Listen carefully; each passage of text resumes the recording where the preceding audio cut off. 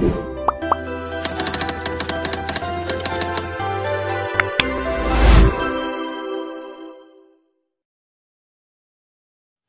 दोस्तों, welcome to transient academy. तो friends, आशा રાખું છું તમે બધા મજામાં હશો, મસ્ત હશો। તો फ्रेंड्स, પાવર સિસ્ટમ ની લેક્ચર સિરીઝ આપણે સ્ટાર્ટ કરી દીધી ને એમાં આપણે કમ્પેરિઝન ઓફ કંડક્ટર મટીરીયલ આપણે જોતા હતા, બરાબર। હવે આ વિડિયો ની અંદર આપણે ચર્ચા કરશું 3 ફેઝ 3 વાયર સિસ્ટમ ની, બરાબર। આપણે આની પહેલા ઘણી બધી સિસ્ટમ જોઈ લીધી છે। ઓવરઓલ તમે જુઓ તો આપણે 9મા નંબરની સિસ્ટમ આટક સિસ્ટમ આપણે ઓવરહેડ ટ્રાન્સમિશન લાઈન માટે જોઈ લીધી છે, બરાબર। હવે અહીંયા તમે જુઓ 3 ફેઝ 3 વાયર સિસ્ટમ તમને આપેલી છે, બરાબર। 3 ફેઝ 3 વાયર સિસ્ટમ સ્ટાર પણ હોઈ શકે અને ડેલ્ટા પણ હોઈ શકે। 3 ફેઝ 3 વાયર સિસ્ટમ આપણે primary transmission, secondary transmission, primary distribution માં આપણે મોસ્ટ ઓફ ઉપયોગ કરીએ છીએ, બરાબર। તો એનું આપણે કમ્પેરિઝન ઓફ કંડક્ટર મટીરીયલ કરવાનું છે। હવે ફેઝ અને ન્યુટ્રલ વચ્ચે ન્યુટ્રલ ને જો ડાયરેક્ટ અર્થ કરી દીધેલો છે, કારણ કે 3 ફેઝ 3 વાયર સિસ્ટમમાં ન્યુટ્રલ હોતો નથી, બરાબર। હવે અહીંયા શું છે તો કે જો અહીંયા તમે ફેઝ ને ન્યુટ્રલ વચ્ચે તમને વોલ્ટેજ કેટલા મળશે? મેક્સિમમ વોલ્ટેજ મળશે અને I9 કરંટ આપણો ફ્લો થાય છે, બરાબર। અહીંયા ગણતરીમાં જો I ખાલી I લખો તો કઈ ફેર પડતો નથી। I9 આપણે 9મા નંબરની સિસ્ટમ છે એટલે આપણે ખાલી લખીએ છીએ બુક વાઇઝ, બરાબર। બાકી કઈ એટલું બધું મતલબ ખાલી I લખો તો કઈ ફેર પડતો નથી। હવે જો AC છે એટલે તમને ખબર છે કે ભાઈ RMS વોલ્ટેજ પર ફેઝ થશે તો કે Vm/√2, બરાબર। એટલે RMS વોલ્ટેજ Vrms Vm/√2 થઈ જશે। આપણે બધી જગ્યાએ RMS વેલ્યુ લેવાની છે। પાવર પર ફેઝ કેટલું થશે? P/3 થશે। પર ફેઝ પાવર P/3 થશે। હવે તો કે પાવર નું સૂત્ર છે power VI cos phi। Power અહીંયા પર ફેઝ ગણતરી કરીએ એટલે P/3 Vm/√2 એને ગુણ્યા IA cos phi, બરાબર। સોરી I9 આવશે, I9 cos phi, ઓકે। તો કે Vm/√2 એટલે કે V I cos phi। હવે અહીંયા RMS વેલ્યુ છે એટલે Vm/√2 લીધેલા છે, બરાબર। I9 ને સૂત્રનો કરતા બનાવો તો power √2 divided by 3 Vm cos phi, બરાબર। Power √2 divided by 3 Vm cos phi આ આપણને I9 ની વેલ્યુ આવી, બરાબર। હવે મતલબ કે આ કરંટ ની વેલ્યુ આપણને મળી છે। હવે આપણે શું કરવાનું? તમે આની પહેલાના બધા વિડિયો જોયેલા છે, તમને ખબર જ હશે કે ભાઈ સૌથી પહેલા આપણે લાઈન લોસ ફાઇન્ડ કરવાના છે, એરિયાને સૂત્રનો કરતા બનાવવાનું છે, પછી વોલ્યુમ ફાઇન્ડ કરવાનું છે, બરાબર। હવે તો કે લાઈન લોસેસ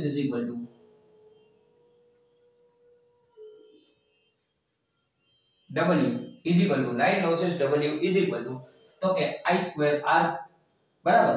હવે I અહીંયા આપણે 9મા નંબર લીધેલો છે એટલે 9 લખી નાખશો। R બરાબર તમે 9 લખો તો પણ ઠીક છે, 9 લખો તો પણ ઠીક છે, બરાબર। ત્રણ કંડક્ટર છે એટલે અહીંયા થઈ જશે 3I2R, ઓકે। 3I2R। હવે તો કે W 3 I ની વેલ્યુ શું છે અહીંયા? તો કે P√2 divided by 3 Vm cos phi whole into rho L divided by A9, બરાબર। R બરાબર રો L બાય L લઈ લેશું, બરાબર। P √2 3 Vm cos phi અને આખાઈનો વર્ગ થઈ જશે, આખાઈનો વર્ગ થઈ જશે। આ ભૂલાઈ નહીં, ખાસ ધ્યાન રાખવાનું છે કારણ કે I2 છે, I બરાબર આપણે આ વેલ્યુ મૂકી છે તો એનો વર્ગ કરવાનો છે, બરાબર। હવે W વર્ગ કરશો તો કે 3 ગુણ્યા P2 અને √2 નો વર્ગ કરશો એટલે 2 થઈ જશે। અહીંયા 3 નો વર્ગ થઈ જશે 9 એને ગુણ્યા Vm2 cos2 phi એને ગુણ્યા rho L divided by A9, okay. હવે અહીંયા જોવાની વસ્તુ શું છે? 3 * 1 = 3, 3 તેરી 9 તો W P2 rho 2P2 rho L divided by 3 અહીંયા 3 વઈ જતા Vm2 cos2 phi A9 આ વસ્તુ આપણને મળી, બરાબર। 2P2 rho L divided by 3 Vm2 cos2 phi A9 એરિયાના સૂત્રનો કરતા બનાવી દો તો A9 બરાબર 2P2 rho L divided by 3 Vm2 cos2 phi W। Line loss નીચે આવી જશે, એરિયા ઉપર જાય છે અંશમાં, બરાબર। અને સૂત્રનો કરતા બનાવી દીધો। આ આપણને એરિયા મળી ગયો છે, ડન। હવે આપણે શું ફાઇન્ડ કરવાનું છે? તો કે આપણે લાઈન લોસીસ ફાઇન્ડ કરી લીધા છે। હવે આપણે એરિયા ફાઇન્ડ કરવાનો છે, બરાબર। આપણે volume of conductor material find કરવાનું છે તો કે વોલ્યુમ એરિયા ઇન્ટુ લેન્થ એનું સૂત્ર છે, બરાબર। ત્રણ કંડક્ટર છે એટલે આપણે લઈ લેશું 3 એને ગુણ્યા એરિયા ઇન્ટુ લેન્થ, ડન। હવે તો કે 3 એને ગુણ્યા કૌંસમાં શું થશે?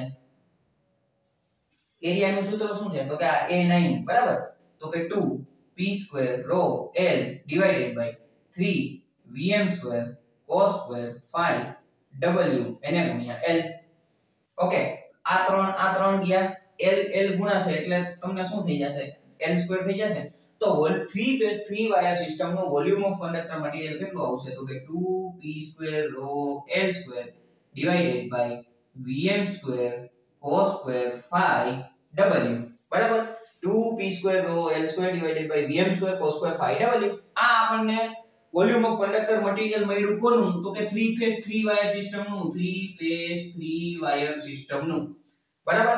આ આપણને વોલ્યુમ ઓફ કંડક્ટર મટીરીયલ નું મળ્યું છે. હવે આપણે એની કમ્પેરીઝન કરવાની છે કોની હારે? તો કે K એટલે કે આપણે DC 2 વાયર સિસ્ટમ આને એની કમ્પેરીઝન કરવાની છે. બરાબર? હવે તો કે આપણે અહીંયા જોઈએ કમ્પેરીઝન. તો કે કમ્પેરીઝન માં આપણે શું કરશું? તો કે આપણે 3 phase volume of conductor material of 3 phase 3 wire system એનું વોલ્યુમ લેવાનું છે એના છેદમાં DC 2 wire system. DC 2 wire system. બરાબર? DC 2 wire system. એટલે હવે આપણે વોલ્યુમ ઓફ કંડક્ટર મટીરીયલ આપણને કેટલું મળ્યું? તો કે 2 2p² rho L² divided by Vm² cos square phi w એને ગુણ્યા જો આખાઈના છેદમાં જશે. બરાબર? આખાઈના છેદમાં આપણે 4p² rho L² divided by Vm² w થશે. બરાબર? હવે આપણે એ ભાગાકારમાં છે, ભાગાકારમાંથી આપણે ગુણાકારમાં કરવું હોય તો આપણે શું છે એને ઉલટાવી દેવું પડે. એટલે એના માટે હું ડાયરેક્ટ અહીંયા લખી નાખું છું. તો અહીંયા શું થાય? Vm વાળો પોઈન્ટ ઉપર હોયો જશે.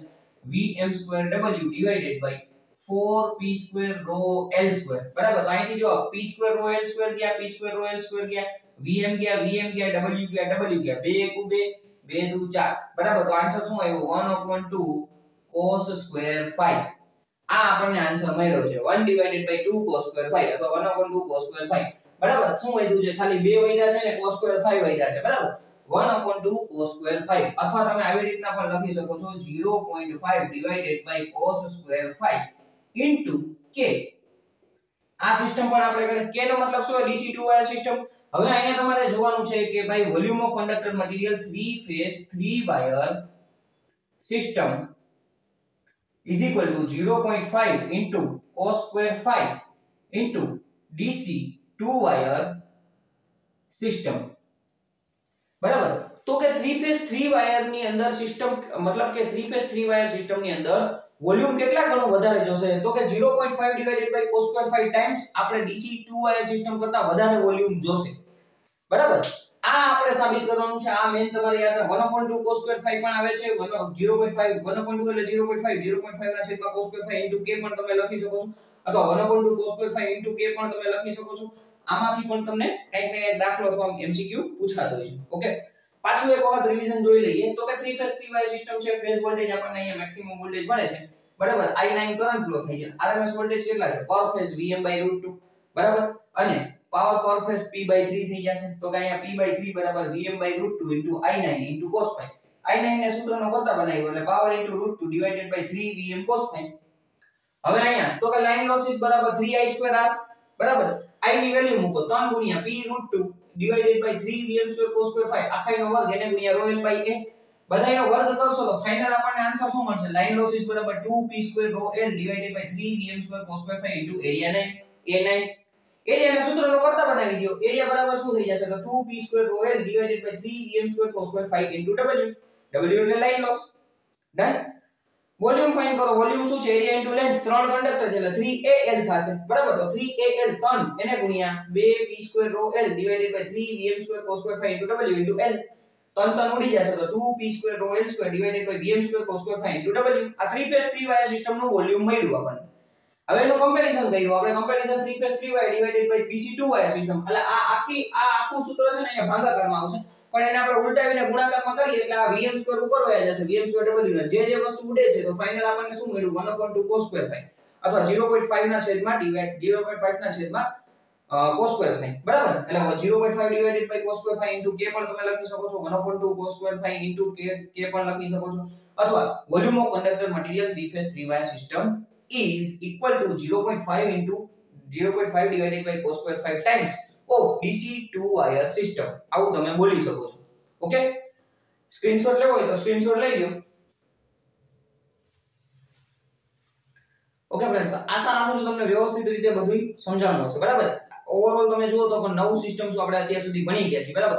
સાથે સાથે નોટ બનાવતા જાજો તો તમારા પાવર સિસ્ટમ એકદમ વ્યવસ્થિત રીતે તૈયાર થતું જાય. બરાબર? એટલે કઈ પ્રોબ્લેમ ના આવે. ઓકે? બીજો કોઈ ક્વેશ્ચન હોય તો તમે કમેન્ટ કરી શકો છો. Okay? Thank you for watching this video friends. Like કરો, શેર કરો, સબસ્ક્રાઇબ કરો ટ્રાન્ઝિયન્ટ એકેડમી.